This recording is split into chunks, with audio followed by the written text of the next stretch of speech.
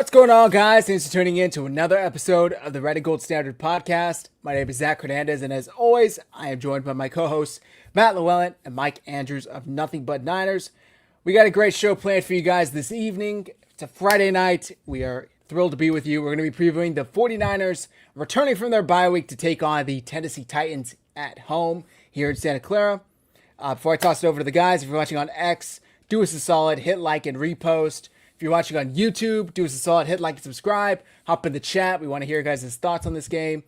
Make sure you subscribe to both 49ers Hive and Nothing But Niners so you don't miss a single minute of content that we put out. Now that I got that out of the way, Matt, how you doing tonight? I'm doing great, Zach. Looking forward to 49ers football. It was a little bit of a stress-free week last weekend. That was nice, but it's good to see the boys back out on the field, and I think that we'll get into it, but this is going to be a real litmus test to see if the 49ers are closer to the contending side of things or maybe a little bit pretending side of things. We'll see. Definitely. It was nice to kick your feet up, watch football, not stress. Mike, how you doing over there? I'm doing good, man. Just leaving the bowling alley. Like you guys know, Friday nights, I'm a permanent substitute in this league. I got to tell you guys this really quick, right? So I told you guys that I go crazy on these Friday night leagues. And I'm only a substitute. So when I first got there, I felt the pressure. Like everyone's average is so much higher than mine. Like I gotta perform. Right? I will say 4 out of the last 5 weeks, I have thrown a 600 series, which is an average of 200 a game. Right? Tonight, I did not get it. However, my last game, I looked at the person who had the highest between the two teams. I said, I'm coming for the top score. And it was a girl. And she still whooped my ass. But what happened along the way was my first ball, I bowled a nasty split. It was 2 pins on one side, 1 pin on the other. I got the 2. I kicked the 1 over, but it missed it. Didn't pick it up. The next one, I left three pins up. It wasn't quite a split, but there was a little space in between. I only got 2 of them. Didn't pick it up. Next one, it was another split, but it was the opposite side. It was 2-1 like this. Kicked the other one over, missed it. So 3 open frames in a row. And I was like, yo, that's it. I switched my balls because I realized what was happening on the lane. And I struck out the rest of the game. For the first time in my entire life, I threw 9 strikes in a row. And she still beat me by like 6 pins.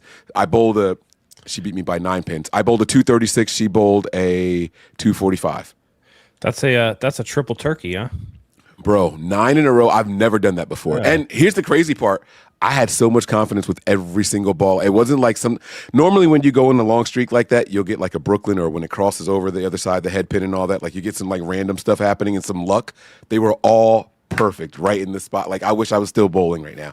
I think I would have bowled a 300 if I had another game, honestly. I was on fire. But anyways, I'm happy to be on with you guys. I'm happy to talk Niners. Like Matt said, last week was really, really good to step back and just watch everyone just bowl. Watch everyone just play football. I saw the what's your average and I went right to bowling. My bad.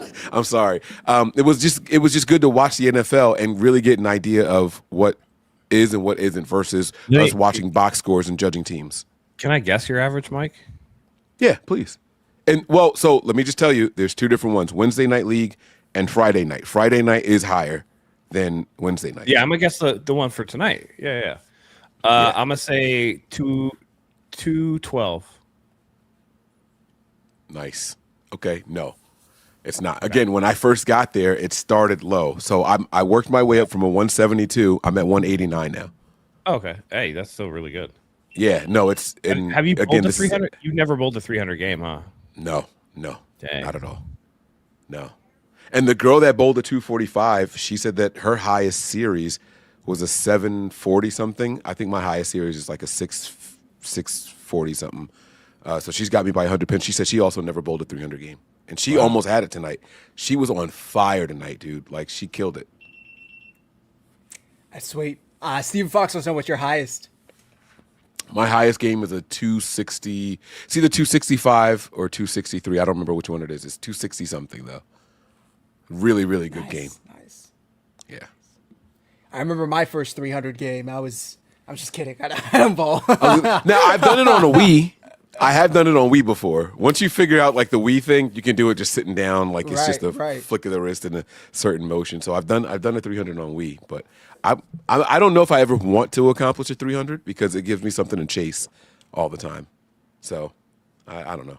If I get it, I get it. If not, then it's cool. I talked to a guy tonight. He said he bowled a 298 3 times in his life. He's never bowled a 300. That means that he got to the very last ball, and instead of striking, he got 8 3 different times. That's the only way to bowl a 298. That's tough. I feel like at a certain point, he's gonna keep getting to that last frame and he's gonna be like, fuck, don't get 8, man. Don't get 8. Don't get 8. If He'll celebrate getting like something crazy, yeah. He'll celebrate getting less. He'll be like, I'd rather get like 1 on the edge of the gutter than hit 8. It's gonna become his bugaboo. He's gonna hate that so much. 3 298s is insane. That is crazy. I think my highest bowling game, and this is, I'm not a good bowler, but I think it was like 220 something was like my highest. And I felt like I was hitting everything. No, but that's still really impressive. I mean, to do that, you have to have either a lot of strikes in a row or close every single frame, which is like if you don't get a strike, you get I remember that game. I don't know what the sequence was, but I specifically left no open frames, and I actually that's how I know what a turkey is, because I struck out on the 10th frame, like 3 in a row. Yeah. Everything else after that, they just call baggers: 4-bagger, 5-bagger, 6-bagger, 7-bagger. Now in my league, they don't put the names of it because it's like a real league, so they don't even put turkey or double or any of that shit up there. You just gotta know what it is. And the only reason why I know it's a turkey too is because if you go to these public bowling alleys and stuff and you do it, they'll put the little turkey character up on the little they put graphics and everything. They don't do any of that cool shit in this league, man. I'm like, come on, guys! Like I just got 9 in a row. I was so hype. I like it when it puts up the graphic for when you like screw something up, man, and it'll give you like the little no or whatever. Like, they make it fun. Why not? Yeah.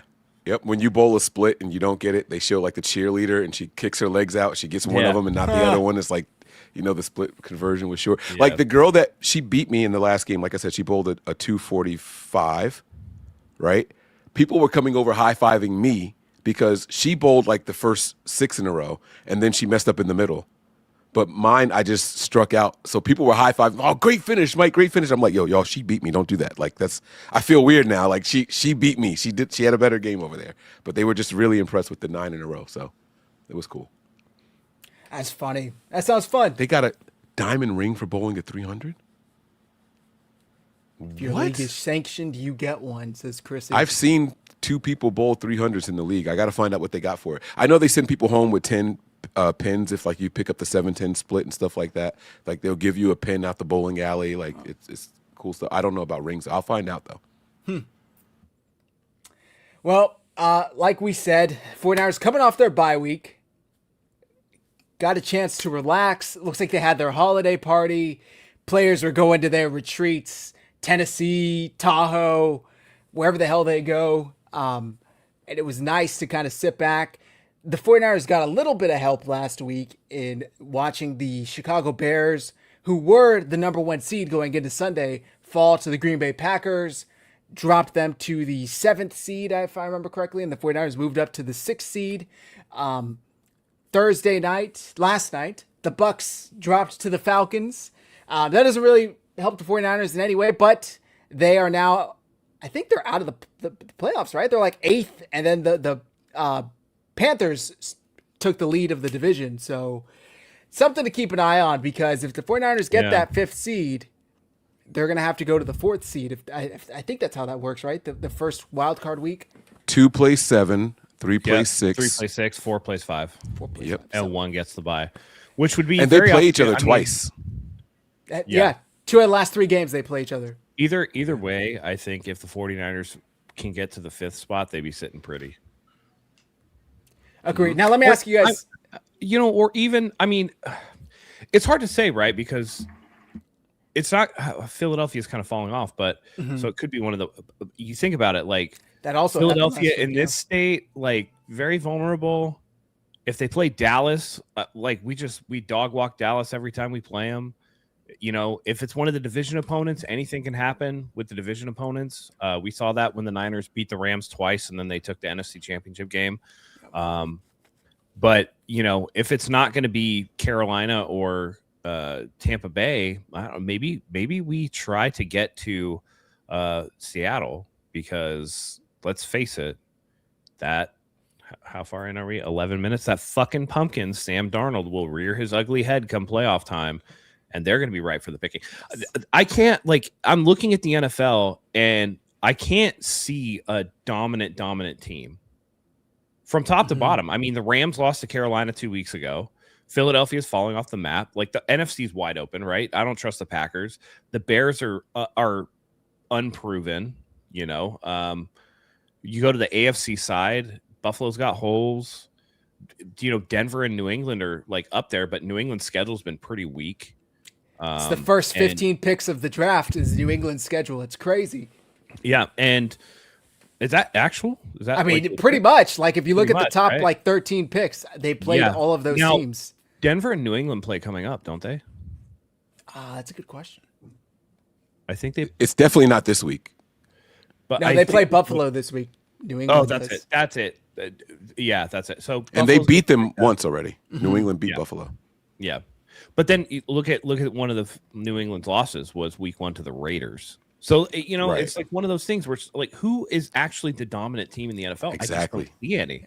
There is wide open for the 49ers. They just got to take care of business, and that's why we can jump into it. But that's why I'm talking. It's a litmus test. You have to handle this horrifically bad Titans team coming off the bye. I mean, you need to go out there and put belt to ass. You know what I mean? Otherwise, maybe you should be looked at more as like pretenders. Maybe you're not that. But if they can come out and do that, and then guys, I'm telling you right now, I can't believe I wasn't with you guys when you did the show last week, but if you would have told me that we have the potential after the Titans to play Old Man Rivers and for the Colts, like, come on. If there was ever a quarterback that our defensive line could get home on, it's the baby giraffe. It's the baby giraffe. I don't want to do it because I got mad when the beat writer started asking about Phillip Rivers. I was pissed off. I did the presser breakdown, and I couldn't believe that they asked more questions about Phillip Rivers than the Titans. I think that's super disrespectful. Yeah, no. No. We got to, again, you got to handle the Titans first. Yeah. You don't want to fall into the trap. I don't think the team will do that, honestly. I feel like I don't know what the record. Does anybody know what the record is for the 49ers coming off a bye under the Shanahan era? We have more wins than losses. I saw it earlier, I think one or two of them was like we came off the bye and played like Kansas City in Mexico City or whatever that one year, whatever it is. You know what I mean? But they're not gonna. I don't think they're gonna come out unprepared. 5. Oh, this gave me like. That's not right. It says 44 and 19. I know that's what I'm getting too. Like, what the hell? That means that 9-4 after the bye weeks. That's their record after Kyle Shanahan combined. That's not it. Anyways, you had a question though, Zach. Sorry. Yeah. No. You're right. Yeah, I was just gonna ask you guys, since we were talking about Tampa Bay, Carolina. One of those teams has to get that 4 seed, right? We already played both of these teams. Lost to Tampa, beat Carolina. Yeah. So who would you rather face if we had to face one of them? I mean, the West is probably going to be. It's either going to be the West or the North for like the highest seed or like the 1 seed, and you get interchangeable 1-2. Again, Philly's falling off and Dallas has some losses, so the East is probably going to be the 3rd team. So yeah, you're looking at the NFC South being that 4th seed. So yeah, potentially you could go in there. And if I had to choose, I would want to go through Tampa for pride's sake. Like, they beat us in the regular season. Let's go get our lick back. But I'm confident against either one of those teams, honestly. Yeah. Really, really confident against either one of them. Go ahead. Sorry. Especially, like, I don't know if you guys saw the post-game press conference after Tampa Bay lost, but Todd Bowles pretty much threw his players under the bus and were like, hey, like, we can't do anymore. Like, we can't help you guys out anymore. At some point or another, you guys got to take accountability for what you're doing. And when you get to that point of frustration in the season coming from the coaches, that's not a good sign that you're just going to all of a sudden gel together and figure it out. Baker Mayfield going from looking like an MVP candidate to looking like, what do they got in him? Because he's not looked good. Emeka Egbuka, like, lighting the world on fire. Now all of a sudden, I think he has like 150 yards combined in like his last 4 games. So they got to figure it out. They've looked pretty bad. They've lost to some bad teams. I mean, they lost to New Orleans. It's like, dude, what is going on? And with Atlanta, back-to-back weeks. them? Yeah. He said, Well, go ahead. listen, Kirk Cousins lit their ass up. That's like 100%. You know what I'm saying? So What do you throw for like 370 yards? Yeah, dude. My friend asked me. He's like, so do you think like Kirk Cousins won that starting job back? And I was like, maybe he should, dude. Michael Penix hasn't looked good, and he was like, yeah, but he was like, yeah, but he's young, and I was like, he's been injured, and he's not that young. By the time he comes back from the ACL, he's gonna be 26. He was in college for like 5 years, wasn't he? Yeah. Yeah. He's got to be on his third ACL at this point. It is. It's his third. Yeah. Todd Bowles was saying, if you guys missed the presser after the game last night, something along the lines of, this has been a player-led team for the last 5 to 6 weeks. The coaches have done everything they could do. At some point, the players have to step up and get to do what they're paid to do. And he dropped the F-bomb like 10 times in 3 minutes. I mean, he was just saying like, it's fucking bullshit. We can't keep fucking doing this. There's only so much, the players have to give a fuck. If they don't give a fuck, then what can we do? I mean, it was like, whew, damn. So they're falling off a cliff. My brain automatically goes to, I want to play Carolina because I don't believe Bryce Young could do that. And every time we've played Baker Mayfield and the Bucs, they've been a tough out for us. And this is the first time he actually beat us this season. But Dave Canales is a good head coach. They have good weapons.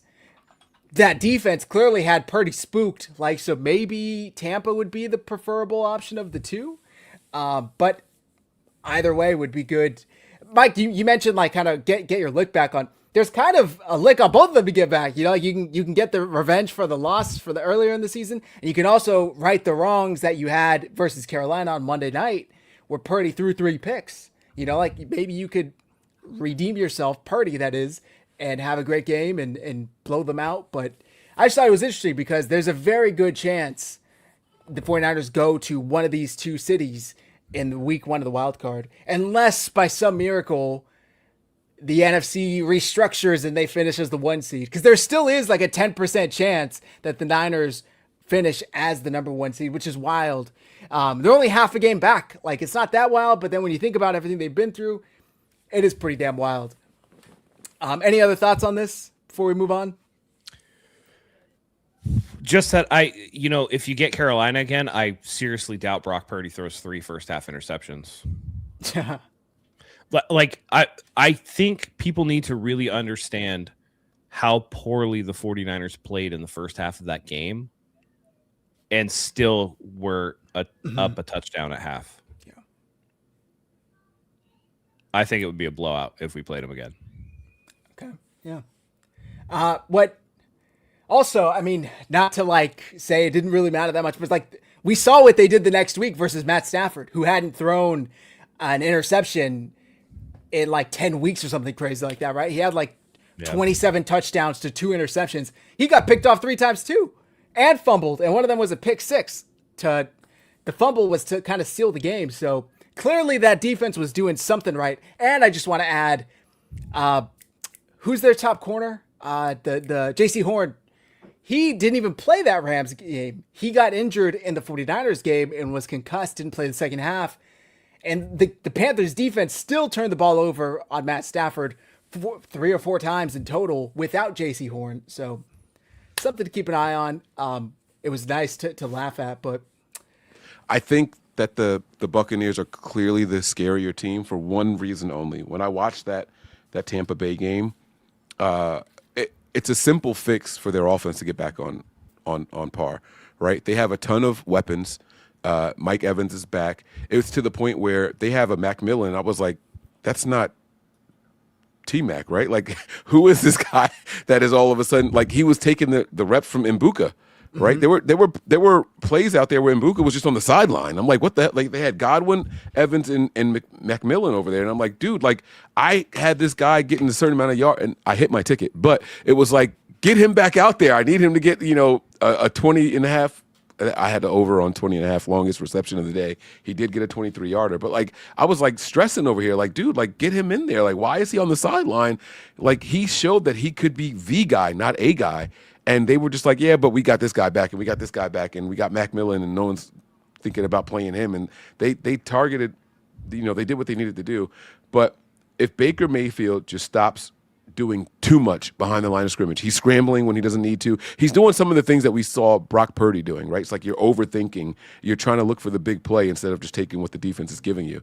That's an easy fix in my eyes. And I think that's why you have their head coach so frustrated. Like, dude, we're putting you in the positions. We're calling the right plays. You got to fucking execute, right? Like that's basically what it is. I think that's an easier fix than us going up against Tampa. I mean, up against Carolina. And so I want them at their best. I don't want there to be any excuses. Oh, you played this injured team, or you did this, you did that, or you got the easier of the two. I don't. I like the whole pride thing, right? I want this to be like the Giants year where they won the Super Bowl and they knocked off the perfect winning New England Patriots, right? Mm-hmm. That entire playoff stretch that they had to play teams that they lost to. All three of their games going into the Super Bowl were teams that they lost. I think they even lost to the Patriots that year. So I think they won 4 games against teams that they lost to in the regular season. I want that kind of redemption. Get rid of the excuses. Playoff football is a different beast. Let me go out there and get that. I want that. Now, the easier team, in my opinion, would be Carolina. So I'm not mad at whatever the chat says, whichever team they prefer. I'm not mad at whichever way they go. Okay. Just an interesting thought. Also, there's still a chance that Philly has a complete meltdown. And I know Dallas technically is still alive. I don't think that's going to happen since they lost last Thursday night to the Lions. But there's still a chance that Philly drops down, I think, if my math is correct, to that 4th seed. So we'll see. Or maybe the 49ers end up with a lower seed and have to go to the 3 seed. So we'll see what happens. There's a lot that still has to play out the final 3 weeks of the season. Gosh, it feels like it was just yesterday that we were like excited over the preseason or training camp, or fuck that I was sitting here talking about drafting Mykel Williams and everybody was all upset in the chat. Like we're already week 15, guys. Like it almost hurts my heart to say, because I know before long I'm going to be in that dark period between February and August where you're just shit out of luck. Can't wait. But okay, let's get to this game. The practice report for the 49ers. Tatum Bethune, linebacker, obviously, is out with the ankle injury. Yetur Gross-Matos, they did activate his 21-day window. He is out, or maybe they activated him completely. I don't really know which one they did, but he's out. Nick Martin still out with a concussion. Sam Okuwanu still out with an ankle injury.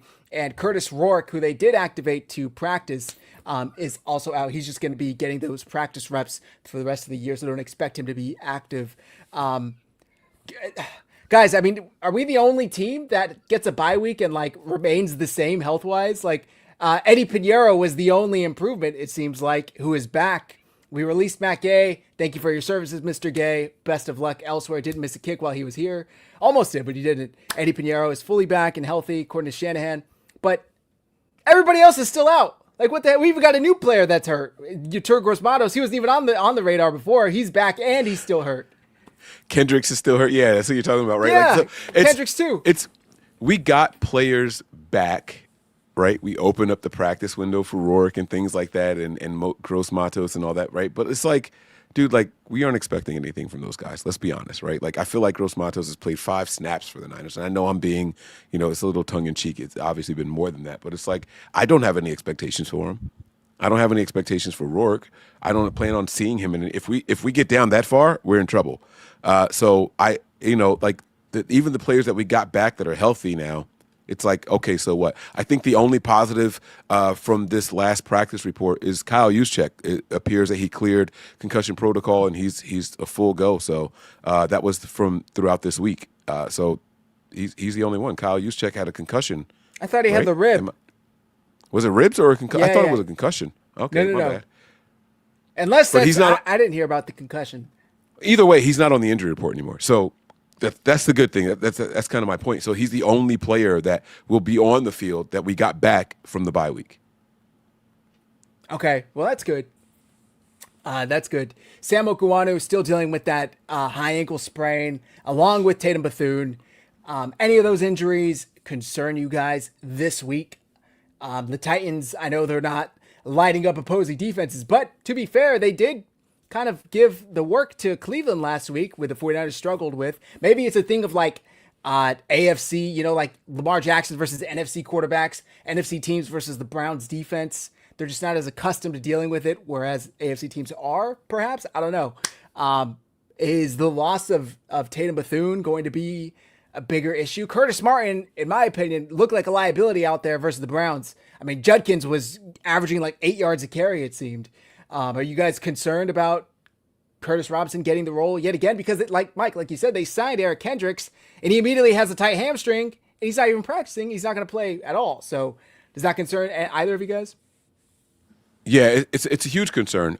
So specifically with this game, my dog drooled on me. Sorry. Specifically with this game, if you look at the Titans' leading receiver or pass catcher, it is Chig Okonkwo, who is their tight end. And so if you don't have your best coverage tight ends out there, that's a liability in the defense right there. Right? So that's where they're going to go. That's what they're going to do. They're going to target those linebackers a lot in coverage, and that could be an issue for the 49ers. So yeah, it is a little bit concerning when your best available coverage linebacker isn't out there. So I think that that is a little bit concerning. Yeah. All right. Matt, anything to add? You don't have to, just make I mean, it's concerning, but less so for me because of the opponent. I mean, the Titans are so bad. It took Mike, 4 tries to say their leading receiver's name.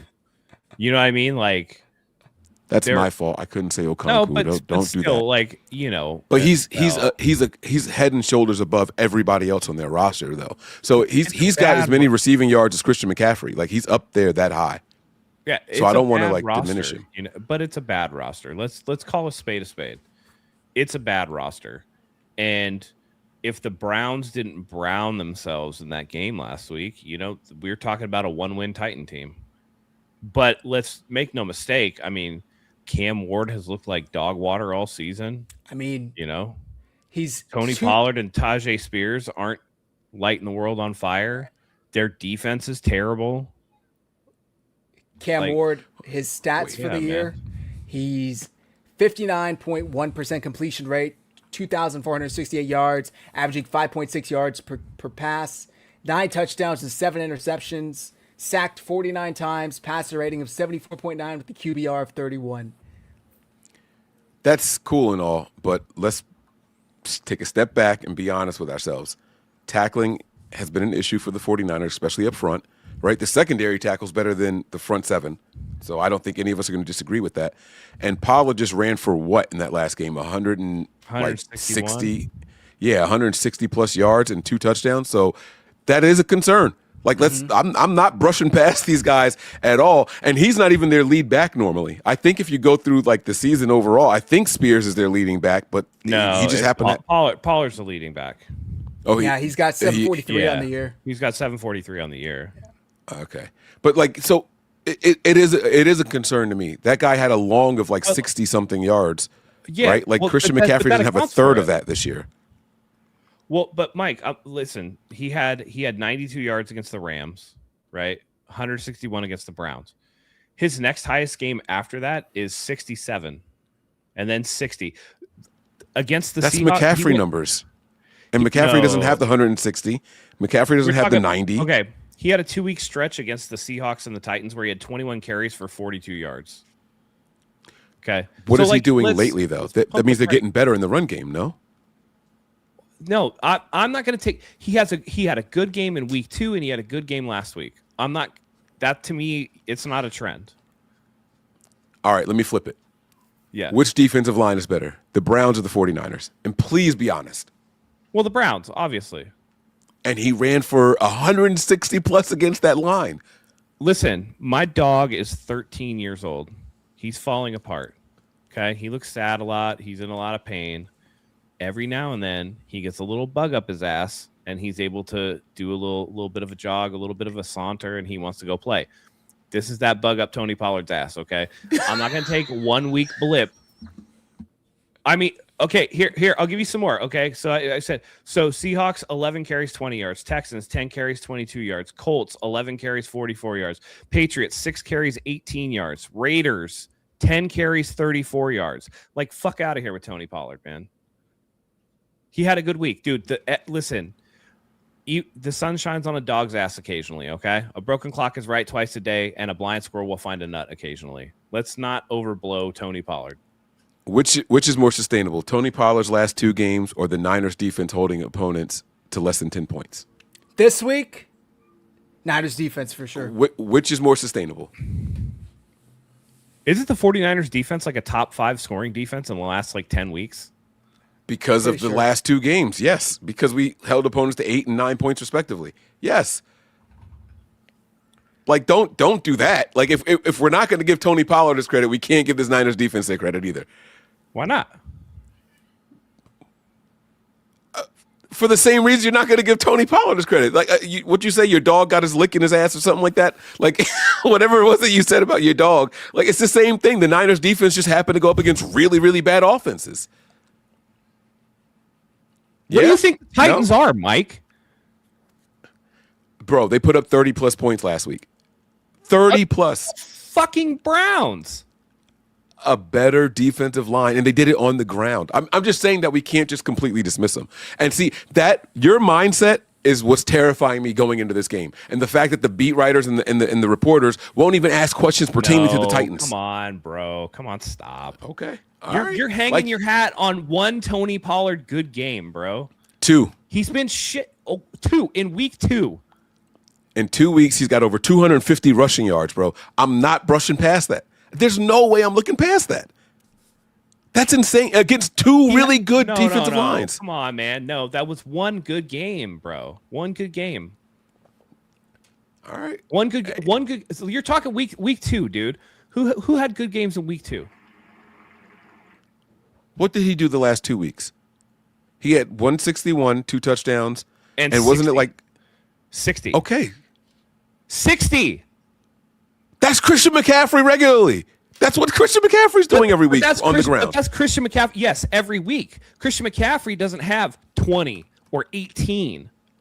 That's the difference. Maybe. And also, by the way, Christian McCaffrey's going to be receiving out of the backfield. Well, but Spears is their receiving back. So, I mean, that's why. Like, CMC does both, so that's why he's getting those looks. Okay. If Pollard was a receiving back, he'd have even more all-purpose yards. I'm not scared of Tony Pollard, okay? The Titans are a 2-win fucking team. Shit. Do you think you think he gets over 100 yards this game? No. On the ground, obviously, on the ground. No. Zach, do you think he gets over 100 yards this game? Over 80. Tony Pollard? No, I don't think so. Y'all are tripping. Okay. I can't. Well, I like it. Mike, he's got one game over 100 yards, and that was last week. And it was like a crazy happenstance. Mm-hmm. I'm with you. I hear you. All right. I completely agree with everything you're saying. What you're saying is factual. I can't argue. What was his long last week, you said? 67 or something like that. I can pull it up if you want. Here, let's see. Let's see. He had a long of 65. Okay. 65. I was really close. That was good off the top of my head. All right, cool. Let's take that. Let's do this. Even if you remove that, he's still at 100 yards. Like, he's right there against a really good defensive line. He had 96. He had 96 without that one run on 24. That's really good. That's really good. 24 carries? Bro, that's 4 yards a carry. Christian McCaffrey's done that 3 times all year long. Well, but you're okay. Who cares about that? One has nothing to do with the other. Christian McCaffrey doesn't play Tony Pollard. I'm just comparing the running backs. You're right. Why? They don't play against each other because I'm saying that as impressive who leads the NFL in scrimmage yards? McCaffrey because of the then fuck out of it. What are we talking about then? Yeah, exactly. I'm talking about the rushing. I'm talking about the rushing attack and how the Niners defense is susceptible to really good running backs. That's all I'm talking about. The Browns have a better defensive line than the 49ers do, specifically against the pass and run. Last week they didn't. So by the way, so did the Rams, and his next best game was against the Rams. But Yes. the Raiders stymied him. Like, what are we talking about here? All right. Look at the trend, not just an individual performance, because anybody can have one really good game, but if you're not stacking those games together, then who cares? And he's not stacking those games together. Teams get hot towards the end of the year. Get hot. Fucking. It's the We just talked about the Giants, but we just talked about the Giants getting hot that year and beating everybody that they played against. They were dog shit. No one thought they were going to lose to the Giants in the playoffs that whole year. The Patriots thought they were going to smoke the Giants, right? Okay, listen. You're talking about a team that made the playoffs versus a team that's like in position to pick two years first in a row. Overall. Yes, there's a big fucking vast ocean between those two, man. I am trying to paint the worst picture possible so that the 49er fans I know and what the players I know what you're doing. Don't overlook this team, because I'm telling you guys, we can't going out here. If we win this game by 3 points, it's a failure on the 49ers. 100%. I think we all agree. I agree with you. But here's the thing. I'm going to overlook the Browns because I trust Kyle Shanahan coming out of a bye week to not overlook the Browns. The Titans. Excuse me. I'm going to sit here and shit on the Titans because I'm not playing in the game and I don't give a fuck. But I expect the team to go out there and be hot, especially at home. You come out, you've been in your creature comforts and We're stuff. We're coming off a time away and holiday parties. These guys, football is the last thing on their minds. I'm telling you guys how my gut is telling me. Now, I still got the Niners winning. Let me be clear. It's not about winning or losing this game. It's about how we do it. That's what's important here. Right? Yeah, I don't think, by the way, I think we win this game because the Titans want the number 1 overall pick. I think that even if it's a close game, they start intentionally calling bad plays. They might punt on second down. Like, I'm talking like that's how bad they want this first overall pick. We're going to win this game. But I want us to, we have the second highest spread this week at 12.5 points. There's one team that has 13.5. I don't remember what game it is, but there's one team that has a 13.5 spread. It's probably some team that's playing the Saints or something. No, because that's the Panthers. It's not the Saints. It's not that game. And it's an obvious one too. Like when you see it, you'll know what it is. But my point is, while you guys look that up, it's Jacksonville at home against the New York Jets, who are playing. They're starting Brady Cook as their quarterback. So that's right. Yeah. Oh, and Seattle's favored by Seattle Indy. That's the one. Indy. It's Seattle Indy. Yeah, it's Seattle Indy. So both of those teams, right? Like, so you see it for obvious reasons. Right? No one even knows who's going to be Indy's quarterback in this game. Right? I know. It's going to be Phillip Rivers. 100% it's going to be. You think he's going to get the start coming out a 5-year retirement? 100%. If they start him, fire everybody. But he shouldn't be playing until the Niners. No. Dude, do I have a reason why? No. Did you hear their reasoning why? Well, listen, they're not going to. First of all, the second I knew he was going to start the second that they signed him. Because you're not coming off the couch after 5 years to go be the fucking scout team quarterback. If you're putting on the helmet, it's because you expect to play. Right. Well, apparently, Phillip Rivers runs their offense in his high school team that he coaches. And he's had weekly communications with Shane Steichen. I didn't realize Shane Steichen was his quarterback's coach going back to San Diego days. Yes. So they've been together for almost a decade. Almost a decade. So he knows that offense. He's familiar. And by the way, what do you want? What do you want him to get ready for? Like, he can't get ready in the way that he would need to get. The only thing that he needs is to get hit and see if he can still handle it. Mike, he's 44 years old, and even when he was 24 years old, he's not an athlete. All he's going to do is drop back and throw the ball and drop back and hand it off. That's it. Completely. It's not like he Yes. If he went to the workout and went to the practice and his timing in those things is good, that's the best you're going to get.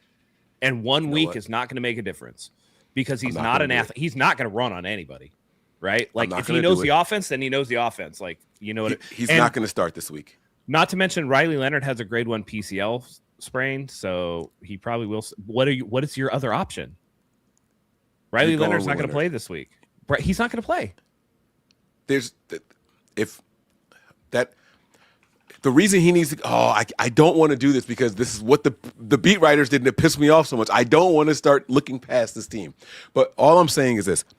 There's one thing, right? Phillip Rivers in his prime isn't going to run all over the place. He's not, you know what I'm saying? Like, he's a very in the pocket type quarterback, so I understand that.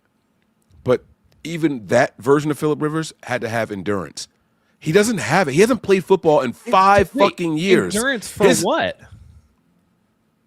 He has to be able to throw. He's got. If you make a big play, you got to run down the field and get ready for the next. He doesn't have that, guys. He doesn't have it. He don't have to run down the field, man. He's got to get to the huddle. Yes, he does. If they get a big play, he's got to get up there, call the play. All right. Hey, Mike, can I tell you a secret?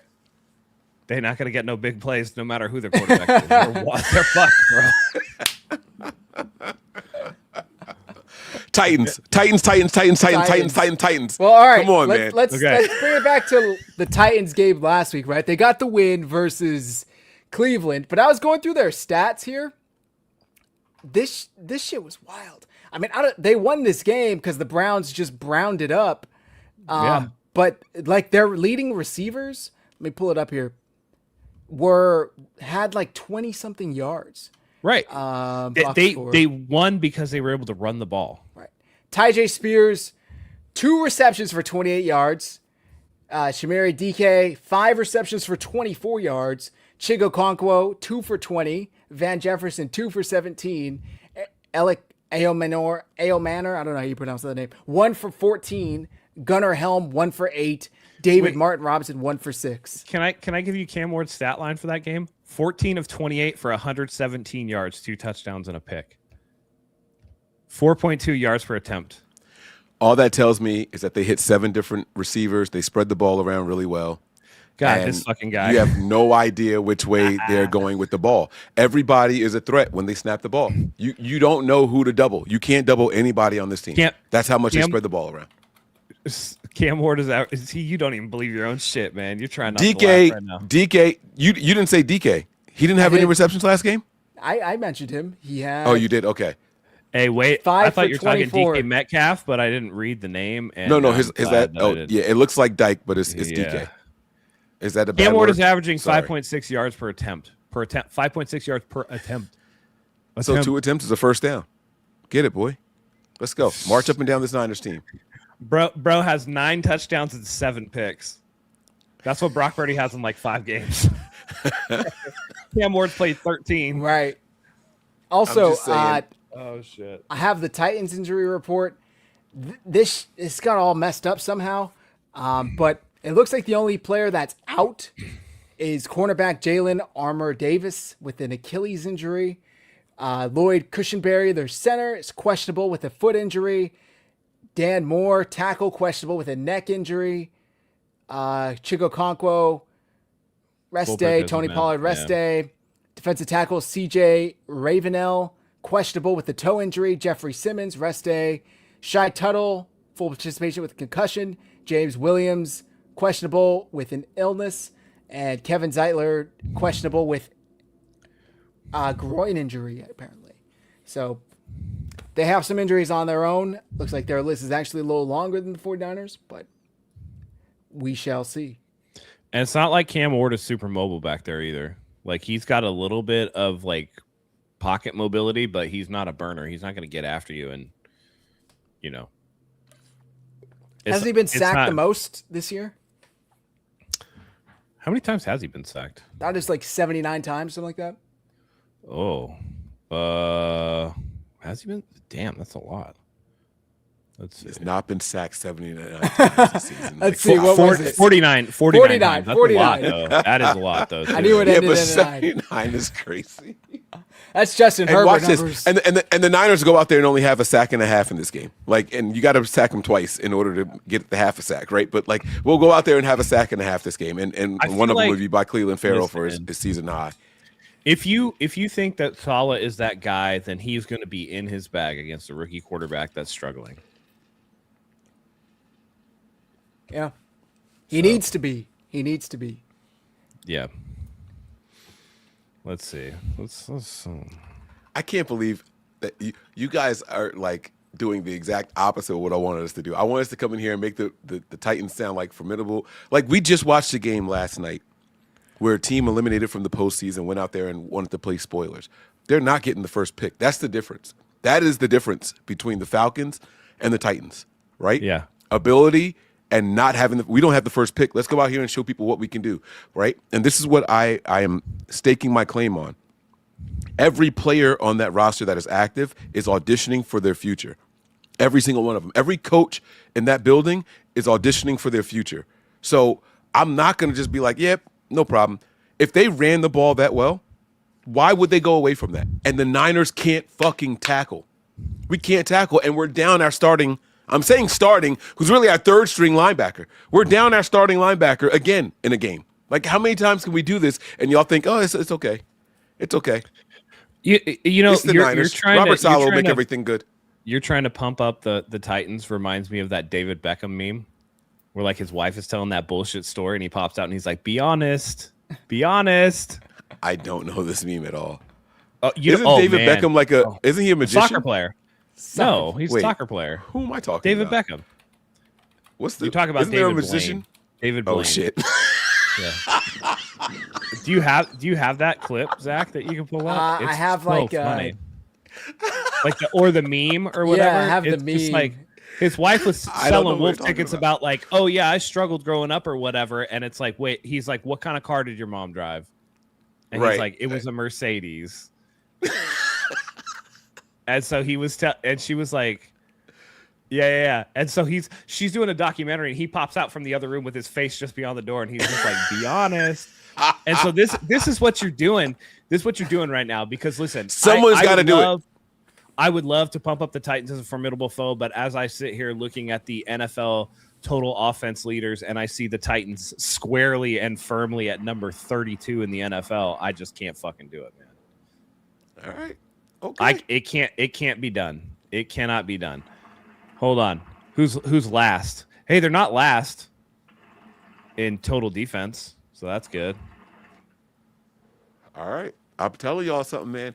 But they do give up 27.5 points per game. God dang it. It's not working in my favor right now. No, it's not. I'm telling you right now, and listen, I know what you're trying to do because it would make the show way better if we could do this, and I would do it for some other teams that are a little bit more feisty. This team is dog shit, dude. It's one of the worst teams that I've seen in the NFL in like years. It's bad. Probably. It reminds me of the Hugh Jackson Browns. Where he went 0-16 and then 1-15 the next year, where it's just like they're just bad. I'll jump in the river if we go 0-16. They already fired their head coach, right? Didn't they fire their head coach? Yes. Yeah. Yes. So like it's already as bad as it could have gone for them. Yeah. And people in the front office, by the way. But but that goes to my point. The interim coach now is like, hey, listen, like I have to audition for the next GM, the next vice president of the team. Like everybody out there is now auditioning. These guys, I do believe that they want the first overall pick. They don't want to go out there and win any more games accidentally. Time out. The biggest point I think you have here, Mike, that we haven't talked about yet, is Jeffrey Simmons. Like he is the best player on that roster, in my opinion, and he could wreck the 49ers offensive line theoretically, right? Like he could be the problem. Jake Brendel, he lines up in the middle. Jake Brendel's going to have to match up with him. If not, the guards. Could he be an issue? 1,000%. He's got, 8 sacks on the season? 48 total tackles, 12 tackles for loss. He's an all-pro. I mean, he's a very good player. So if there's anybody on this Titans team that worries me, it's him. And I think that's something the 49ers are going to need a game plan for if they want to win this game, especially if they want to have a consistent running game. Who's second on their team in sacks? Because that's who you have to worry about. The Niners do a really good job of neutralizing the top pass rusher on every team. Even Myles Garrett only got 1 sack against the Niners. 2 players are tied for 4.5. Linebacker Jahad Ward and defensive end Draymond Jones. And then Arden Key has 4. Oh, and Arden Key, revenge game. Like, let's go. Come on, man. Write the storylines for me. Let's go. Respect those Titans, boy. Come on. Let's go. Arden Key with the strip sack and returning for a touchdown. Let's go. Touchdown, Titans. Let's go, baby. Yes. Listen, I'm gonna quote Michael Scott from The Office here. Why are you the way that you are? I wish I could do it, man. I really wish. I feel like if the 49ers are a strong playoff team like we hope that they are, it's not going to be a close game. It's going to be a blowout. Vegas is Vegas because they're not putting these spreads up for shits and giggles. You know what I mean? Like occasionally they'll get one wrong, but most of the time they're pretty spot on. But that's contingent upon the 49ers actually coming out and handling business, coming out, on fire. The Titans will not beat the 49ers this week. The only way that the Titans can win the game is if the 49ers beat themselves. That plain and simple, because the Titans don't have the horses, man. They I agree just with that. don't. They just don't. It's a bad team, and they could be motivated. They could be trying to play for their jobs. And listen, at some point or another, it's like, Mike, you could be motivated. You could be like, man, I'm going to do this. Like, I'm going to show everybody. Are you going to make the PBA tour? Don't challenge me. I'll do it. But no, I wouldn't. I get what you're saying. I'm not going to play on the PGA saying. tour. Like, I'm not it doesn't matter how much I want to play amazing golf. I'm going to shank into the woods just like every other shitty player. You know what I mean? Like, That's how it goes, man. And, again, you get to a certain level and of suctitude, let's call it. And it doesn't matter how motivated you are. It's just like, and that much negativity in your season, I feel like zaps any motivation you have, right? You could be long-term. You could be like, yeah, I'm playing for a job or whatever. But when you're in the middle of the game and something happens, you're just like, this shit again? This shit is happening again? Did you guys hear the story that got that Titans reporter kicked off the team plane moving forward? Did you guys hear about this? No. So after last week, after they beat the Browns, Cam Ward said something along the lines of, yeah, we won, but it's only a small step in where we want to go, right? Like it's one win. We can't celebrate like we just won it all. And the beat reporter who flew with the team, didn't they play a home game? I'm kind of confused. Anyway, I think they maybe were flying to San Francisco. That's maybe what it was. And apparently Arden Key, the report says, got on the plane intercom and basically said, fuck all that shit. Fuck all that shit that Cam Ward said. We're turning up. We're celebrating. We deserve to celebrate every win in the league. So he reported it. This beat writer reported it, but apparently that environment is like off limits. Like you don't report on what happens on a team jet. Yeah, it's off book. So he got his credentials revoked, and it's like a pretty big thing. He's no longer able to report. But yeah, so talking about Matt, you were talking about like negative things happening. Like the team chemistry's at odds, it seems like, if your quarterback's out there saying one thing and then you have a veteran like Arden Key saying, fuck all that, we're going to do what we want to do and celebrate like we won because we deserve to do that. So I just thought that was interesting.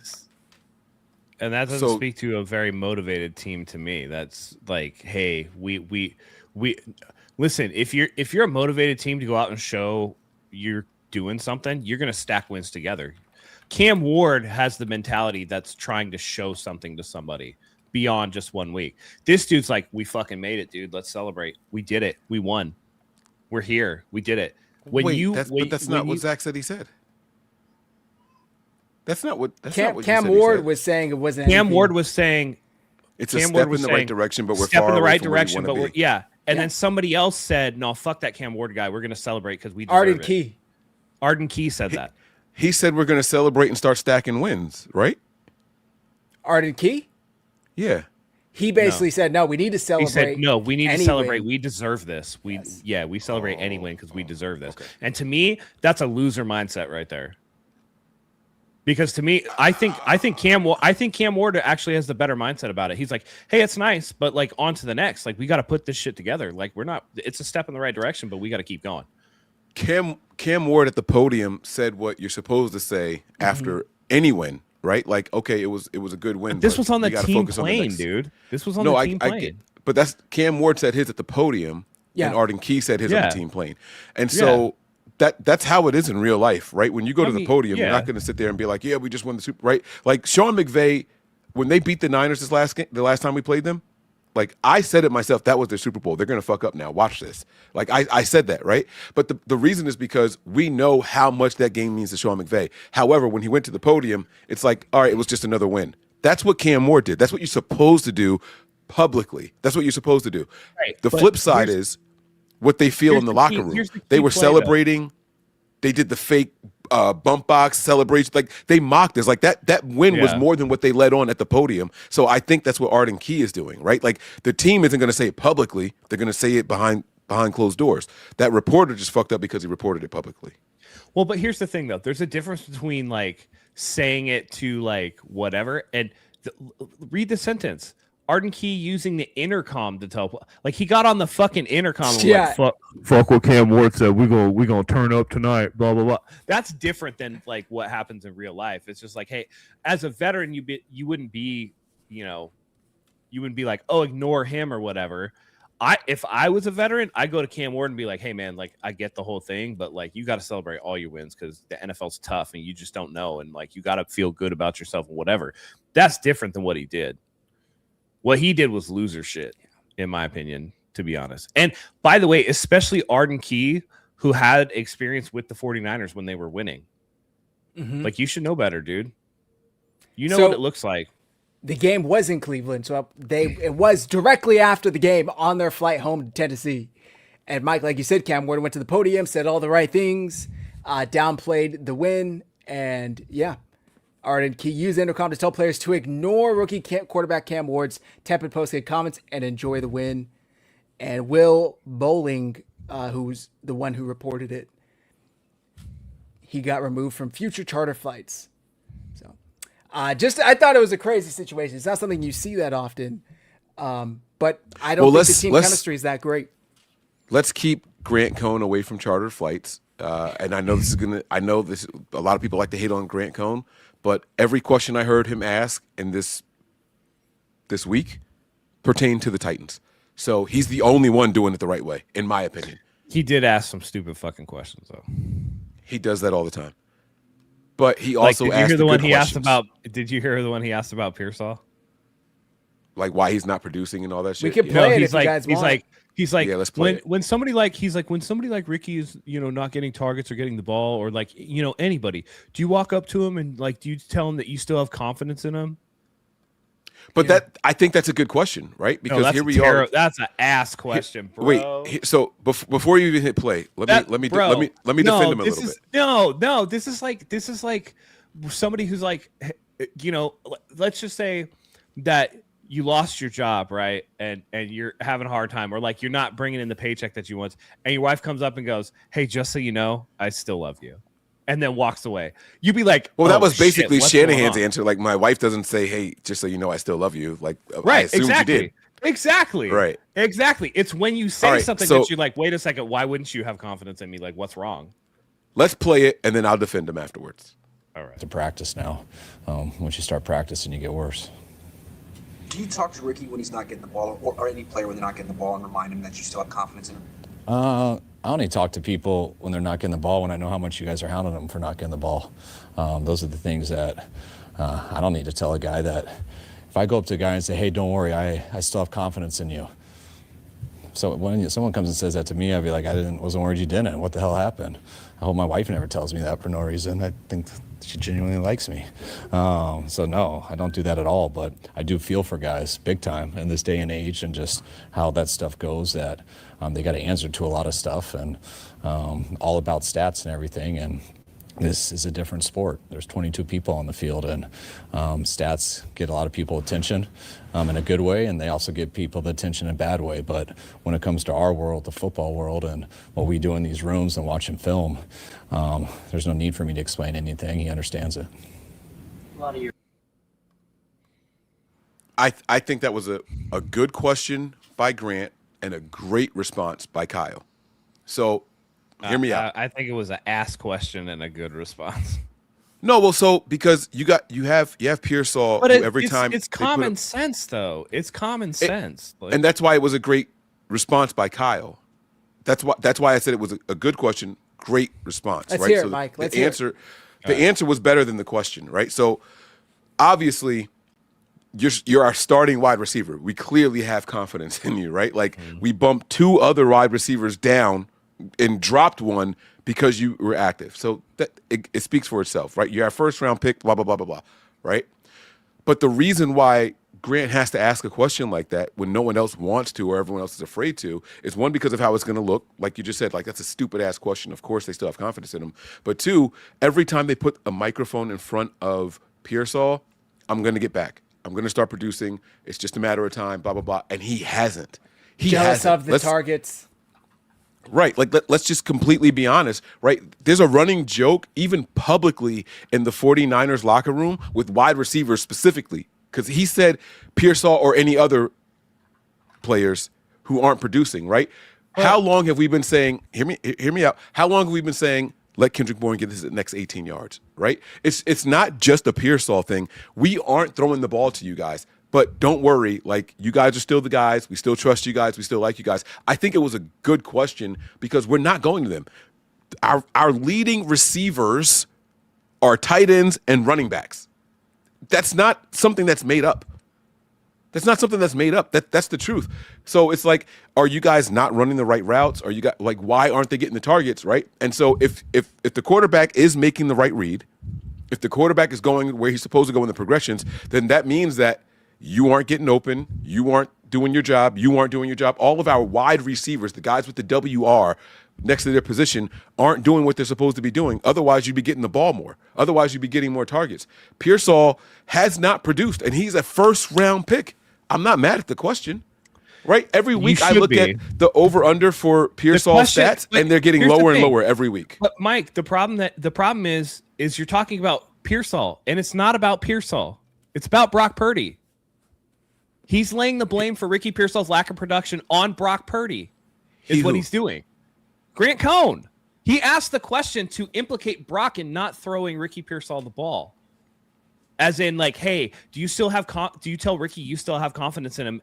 Because, and what he didn't say in the question, but that was implied is, hey, do you still tell him that you have confidence in him because Brock Purdy's not throwing him the ball?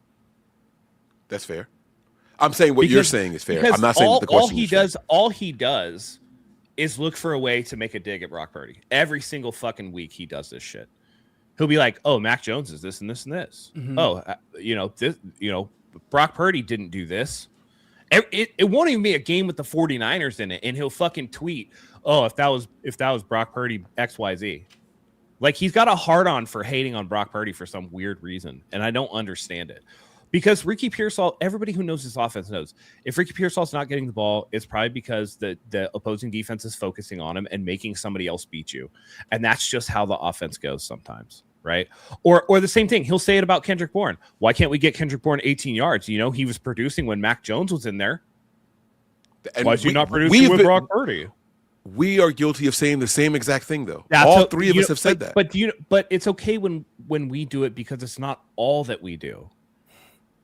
He has a laser focus on shitting on Brock Purdy.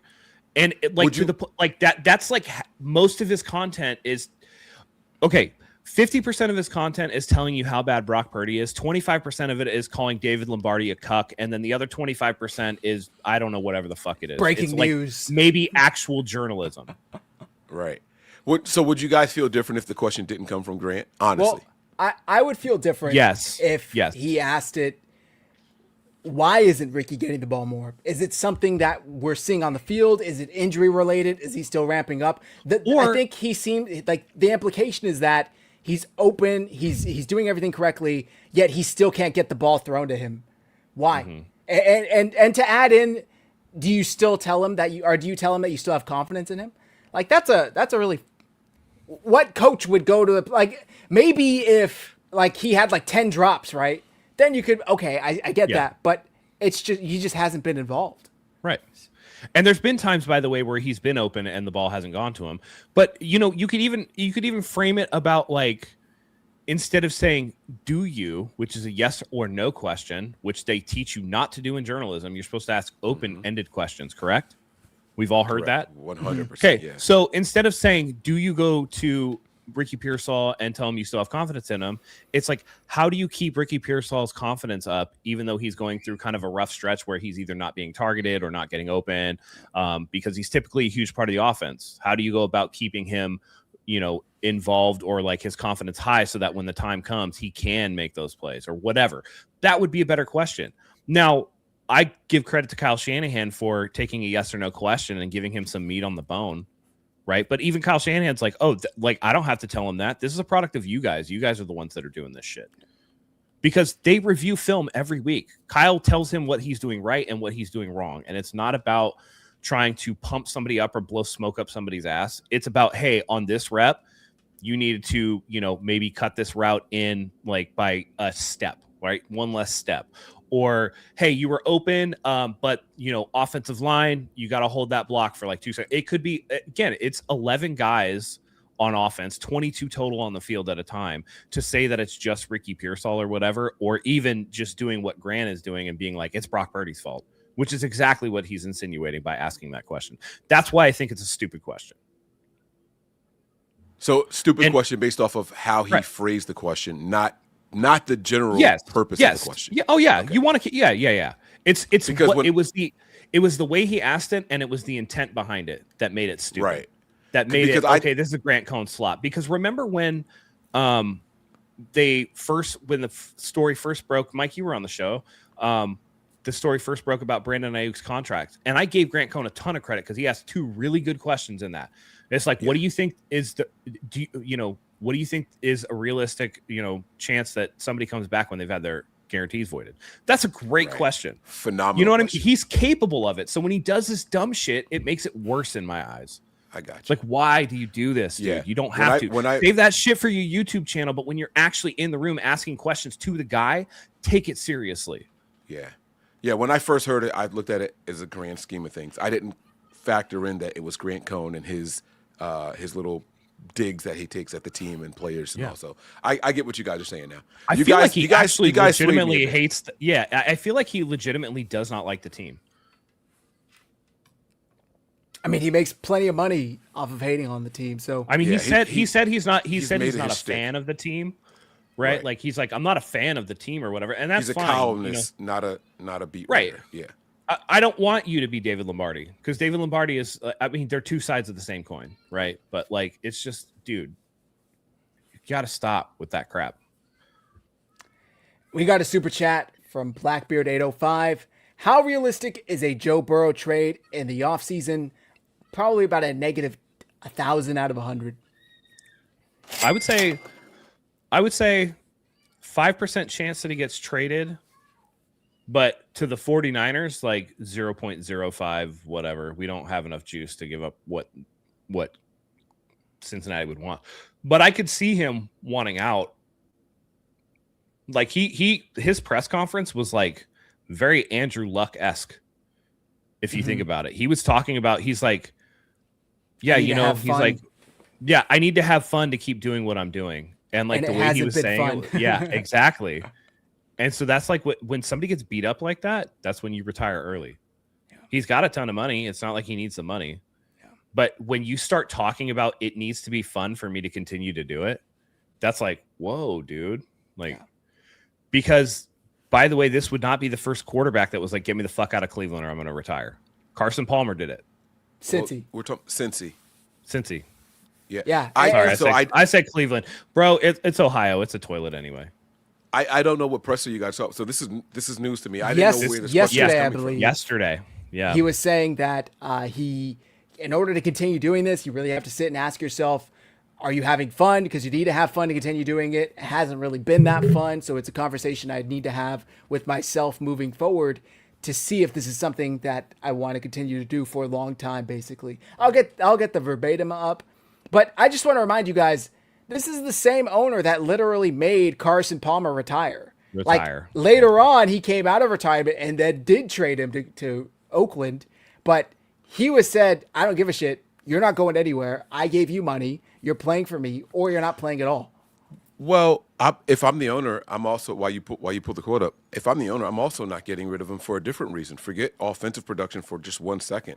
All of a sudden, that defense came alive when he came back out there. That defense went from looking like one of the worst in the entire NFL to going up against offensive juggernauts and keeping the game competitive. So I think that he has a value. Like, a good offense will help and aid your defense. Go ahead. You could play it. Go ahead. Change the way that you view the game.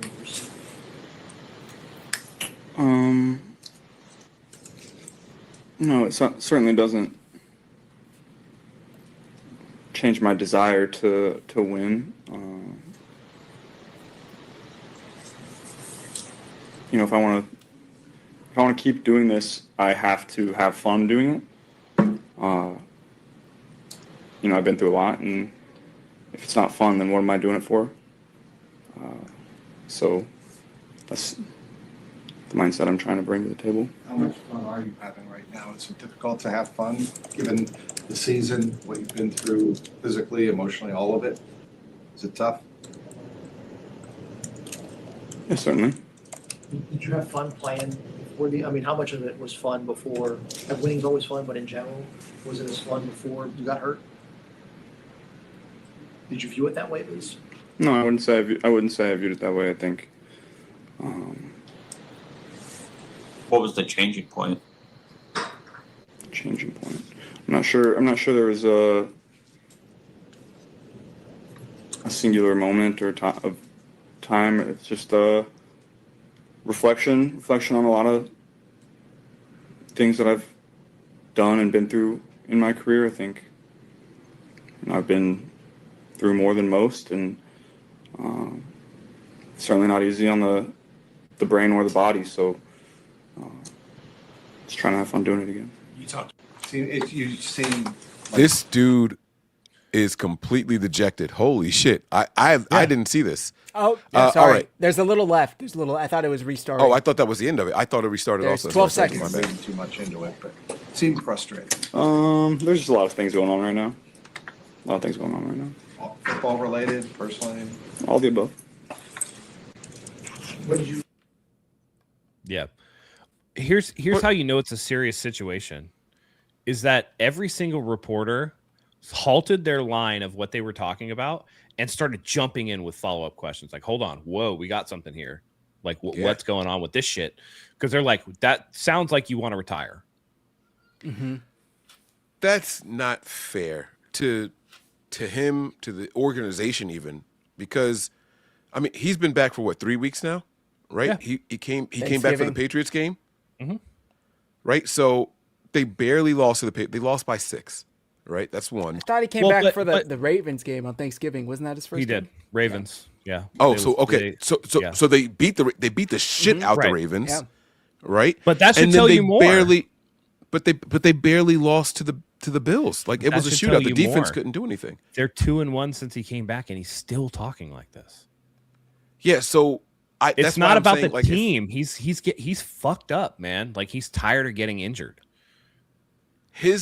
That little snippet that we just played is the exact opposite of every Mac Jones presser that I've seen. Mac Jones is smiling. I'm back to having fun. Like they told me I could be myself. I can go out there and play the game again the way that I want to play the game. Like that was the exact Right. opposite of everything that I just heard from him. Right. But he shouldn't sound like that. And they're 2-1 since he's been back. Like what? I don't understand what more he want. You lost his to ACL, the best team in the ACL NFC. his rookie year, had a thumb injury, had a wrist injury that took an entire season. He had the calf strain that he had. He had the turf toe injury that he had to get immediate surgery on. Like, this is the same shit that happened with Andrew Luck. The offensive line has been so bad his entire career that he's getting fucking blasted each week. So it's not about the wins and losses for him. That's why he's like, yeah, winning's fun, but like it has to be all encompassing. The whole thing has to be fun, right? He even put in there, yeah, a lot has happened with me, as in like I've been injured a lot. He's probably tired of rehabbing shit all the time. He's like, can you get me a fucking offensive line? Well, you don't want to come to the Niners then. And the last 2 seasons have basically been copy and paste for the Bengals, right? Yeah. They get out to a slow start. This year they actually won their first 2 games, but still then he got hurt. But it's like he plays at a very high level and they can almost sneak into the playoffs, but they don't. Like it's like a copy and paste. That has to do something to your psyche year after year to have to go through that. Last year, their defense was dog shit because Burrow had 43 touchdowns and 9 picks last year, and they didn't make the playoffs. Yeah. You know what I mean? Like, again, it's either we're not winning and it's not fun, or I'm hurt and that's not fun. And that's a recipe to retire at 29 like Andrew Luck. You know what I mean? And they got to be very careful. And by the way, anybody who thinks that he's going to get traded here, he's not going to. The 49ers would have to give up way too much, and Brock Purdy has a no-trade clause. They they can't. Well, I'm more worried he goes to LA. Hold on. LA would be the worry, right? Because they have 2 first-round picks this year, one of which is going to be a top 10 thanks to the fucking Falcons. But yeah, let's pump the brakes here for just 1 second. Let's entertain this in the grand scheme of things. Are you guys? I think we're all on board saying that Joe Burrow would be an improvement over any quarterback that we have in the building. Yes, Joe Burrow would be an improvement over everybody except for like 2 or 3 quarterbacks in the entire league. NFL. Yeah. Okay, right. So boom, we like the idea. And by the way, it's arguable, right? Like if you said you could have a prime season for a Super Bowl run, right? Guaranteed prime season from one of these guys, and you said Joe Burrow, Josh Allen, Lamar Jackson, or Patrick Mahomes. I can't guarantee you that for this team that I wouldn't pick Joe Burrow because of his style. You know what I mean? Like it's like he's that good honestly when he's on. I would take Joe Burrow. You guys know that. Like I think you guys know that Josh Allen. Josh Allen's receiver. My guy too. Yeah, I would take Joe Burrow here over Josh Allen. Not that I think that he does more, but I think he fits the system more. He's less likely to run and operate in the scheme of the system. Exactly. So boom. Now let's talk about the compensation it would take. The Niners do have first-round picks. Most teams in the NFL, 90% of them don't have 2 first-round picks in the same year. So I understand what you guys are saying about the Rams, but if that's what they're looking for, they're not looking for that from everybody. So the Niners do have the capital to make that trade. Sure. Right? Yeah. And with the voided money from Brandon Ayuk's deal, we've actually got the financial capital to pull it off. So it would be like realistic if there's no trade clauses, like if they don't exist or anything like that. I think a fair trade that I would offer Cincinnati to get Joe Burrow, I would offer Purdy, Ayuk, and no. And first, keep the no trade clause in. I'm going to tell you why we should keep the no trade clause in, and then I'll throw it back to you. Well, Purdy won't wait to go to Cincinnati. No, right. So trade Mac Jones for a second. I think we can get a second for Mac Jones from somebody. Do you guys agree? Yeah. We're going to get a third when he leaves next year. We'll get a third when he leaves. I think we can get a second from him. And I think when the Niners are fielding calls for him, we're going to get a third no matter what. So if you're not offering at least a second, don't entertain it. Yeah. Click. No, we can get a second. So boom. So you trade Mac Jones. Let's keep the Brock Purdy no trade clause in this. I think that this should be something the Niners should at least pick up the phone for. Without a quarterback going back to Cincinnati in return or a top flight player going back to Cincinnati in return, it's going to take 3 first-round picks at least. Mike, are you saying to send Mac Jones to Cincy? Why not? 2 first and Mac Jones. Not enough. Not enough. Not enough for who? For Joe Burrow. That Cincinnati would not take that deal. They're getting 2 first and a starting quarterback. Why wouldn't they take that deal? Well, Sauce Gardner just went for 2 first-round picks. Why would Joe Burrow not go for way more? Okay, all right. You know what I mean? Like we traded 3 first-round picks for the right to move up like 14 spots or whatever in the 12 spots in the draft. Like you have to think about what the compensation would be. You'd have to throw in Ayuk, or you could do like if you really wanted to finesse and like you wanted to tamper a little bit. Maybe you say, "Hey, we'll send you Bosa and 2 first-round picks with the underhand table agreement that, hey, Trey Hendrickson, with the money that we offload for Bosa and that we saved on this or that, you come over here and sign a 2-year deal to play with us or whatever," right? Like, something like that. But I was gonna say I don't think they'd want Ayuk, but they definitely want defensive help.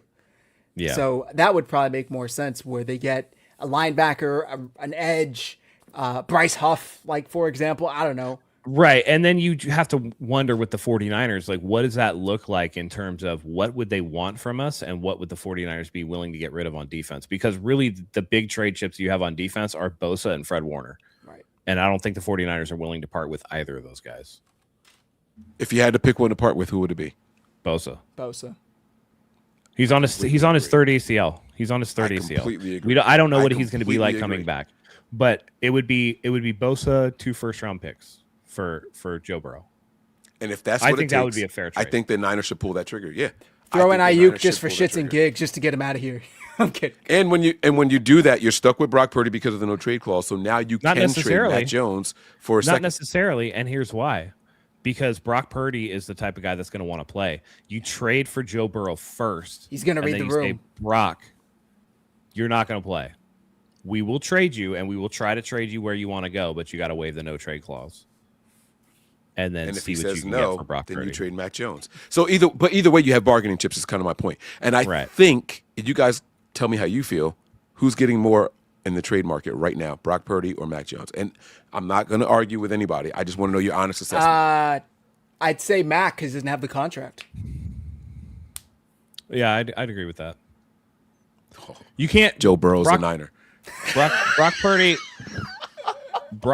coming back the way that he has, and again, like I said, I call a spade a spade. I don't think Brock Purdy's an elite quarterback. I told you guys that it doesn't matter unless you're a complete piece of shit or you're a Joe Burrow. This offense is going to look the same no matter who's a quarterback. So to me, again, the contract becomes a big issue, and the fact that Brock Purdy has been a little turnover prone because he tries to be a gunslinger with that pop gun arm. You know what I mean? You gotta chill out with that. But I don't care what the 49ers fucking give up. If Joe Burrow came here to be a quarterback, I'd be like, holy shit. Now we're cooking with gas. Yeah. Dynasty time. I mean, he would be the best quarterback here. Go ahead. Yeah. No, I was just going to say, great question and great super chat. That deserved a little bit more than I didn't see that clip. So that changed my whole perspective on the question and everything. That was really good. It feels to me like Joe Burrow is kind of soft asking out of Cincinnati. He's realizing where this is going, right? Exactly. Yeah. And I think he thought we're going to be competing for Super Bowls year in, year out, at least deep playoff runs. They haven't made it back to the playoffs since the Super Bowl year. No. Yeah. And it's not only just him, but they have so much money tied up in Chase and Higgins that it's just you don't have the resources to go out and get anybody. Plus the most cash-strapped owner in the league, right? I'm pretty sure Mike Brown's the 32nd out of 32 least wealthy. Maybe now because Mark Davis got an infusion of cash from all the Las Vegas casinos. Yeah, he's making tons of money now. Yeah, they're top 10 revenue in the NFL now. Yeah, and they don't even need to be like Raiders fans, right? They just get all of the Vegas traffic and outside teams fans that are going to play there. And that's why John Fisher's taking the Athletics there. Yeah. It's I don't give a shit if you root for the A's or not. If you put your ass in that seat and pay me money, I don't care. Yeah. That's also, exactly what it is. Just to add, the Niners offensive line is nowhere close to how bad the Bengals offensive line has been. Yeah, it's not. They don't have a Trent Williams. That. There's no comparison for how bad the Bengals OL is. We joke about the Niners offensive line, but they've actually been kind of solid this year, Yeah. Yeah, these last 5 games, the offensive line has been actually really, really good. So go ahead, Matt. Sorry, I didn't mean to cut you off. And again, just with the step up, we talk about Brock Purdy being a good process. Joe Burrow's elite. Yeah. He's an elite if anybody's going to be able to, and by the way, let's not discount the fact that Joe Burrow's taller, has a better arm. You know what I mean? Is I would argue as elusive as Brock Purdy in terms of pocket mobility and the ability to, step up. And if he might not take off and run as much as Brock Purdy, but he can run sometimes, and his pocket mobility is really good. So you don't need a top 5 offensive line with Joe Burrow. It just can't be as bad as the Bengals have been, And by the way, here's one thing that the 49ers will do for Joe Burrow that the Bengals haven't really in the last couple of years, and that's put together a really good running game. He had that a little bit. The Super Bowl year with Joe Mixon was really that for him, but beyond that, and the 49ers will want to play good defense, which the Bengals seemingly have no interest in doing.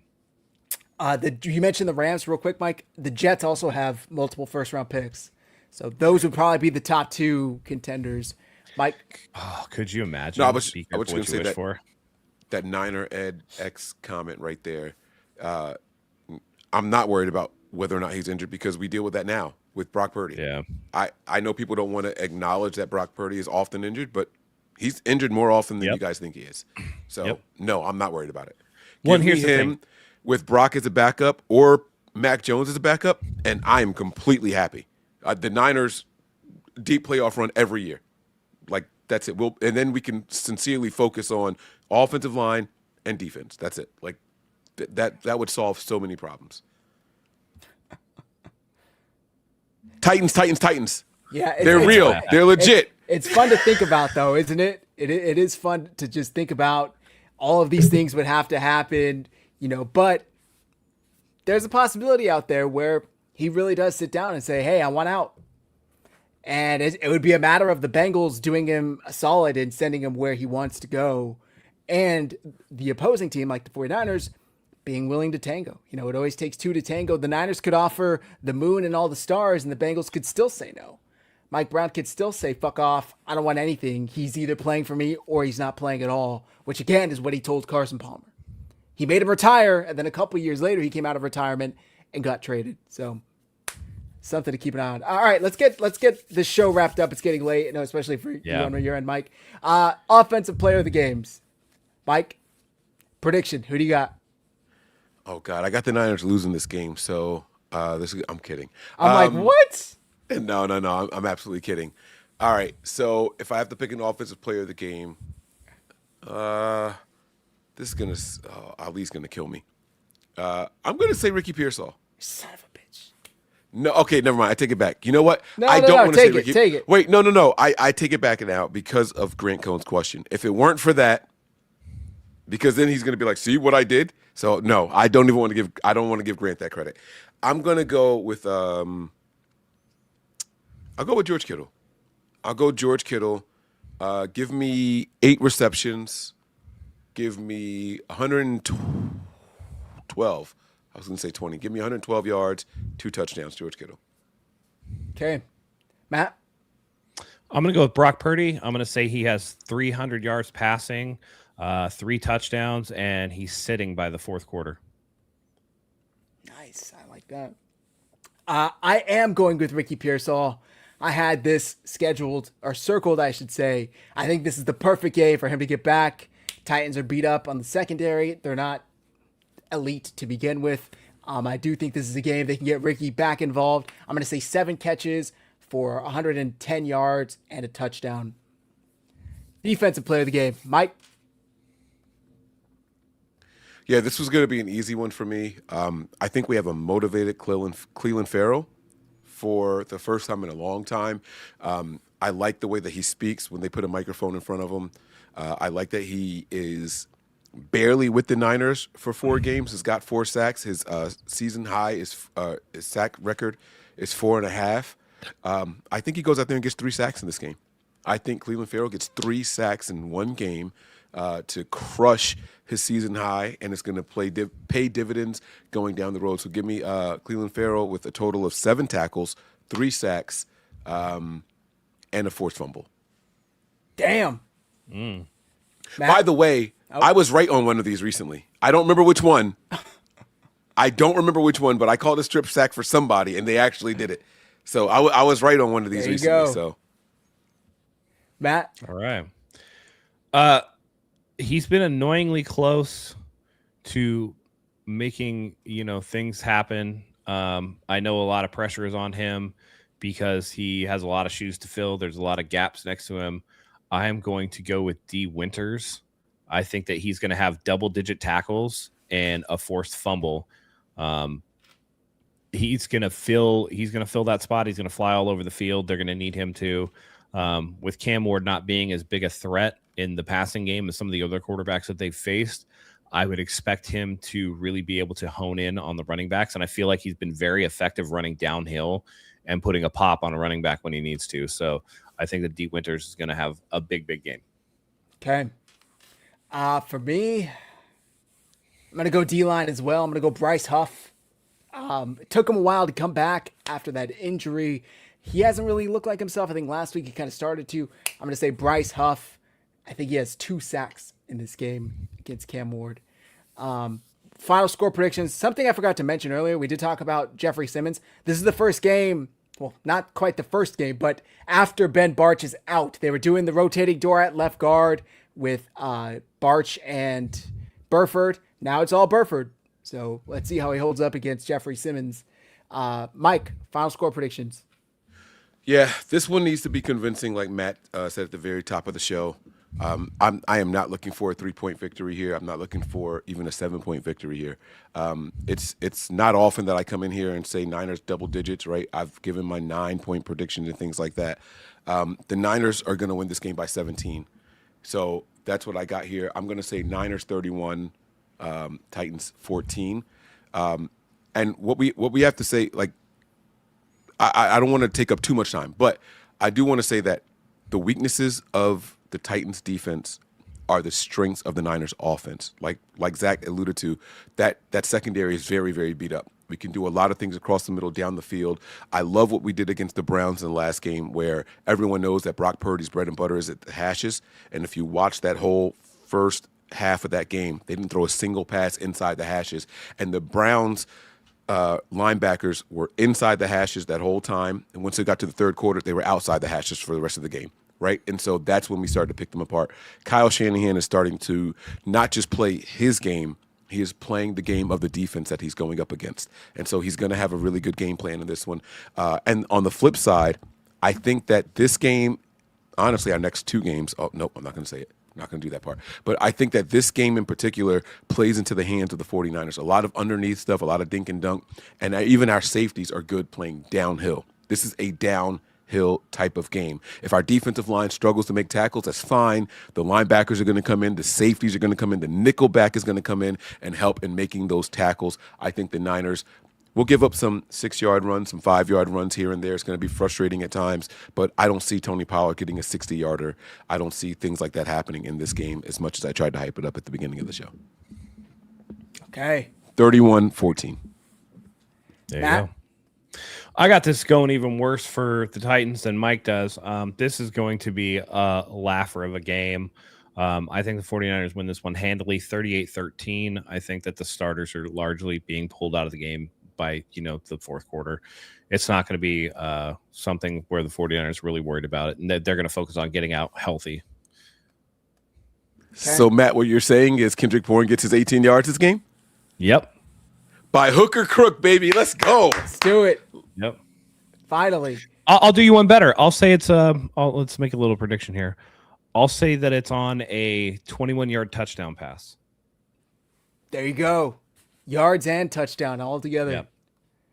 All right. For me, I'm going to go Niners. I also think it is a blowout. I have 31-12 in my mind. Maybe they go for 2 and don't get it. Go for 2 twice, don't get it. I don't know. But 31-12, I like it. Mike? I'm not opposed to the 12 either. The Niners do something against bad teams, and they give up a lot of yards between the 20s, right? They buckle down in the red zone and the goal line. So I like them driving down the field. And again, this is a team that wants to get the first pick overall. They're not going for it on fourth down. So they're going to take every field goal opportunity they get. So I do like that 12. It could legitimately just be 4 field goals. Yeah. So yeah. I like that 12. That's a really good prediction. Thank you. All right. That's going to do it for tonight's show. Mike, please let the folks know where to find you and where they can watch this game if they don't get it in their area. That's right, ladies and gentlemen.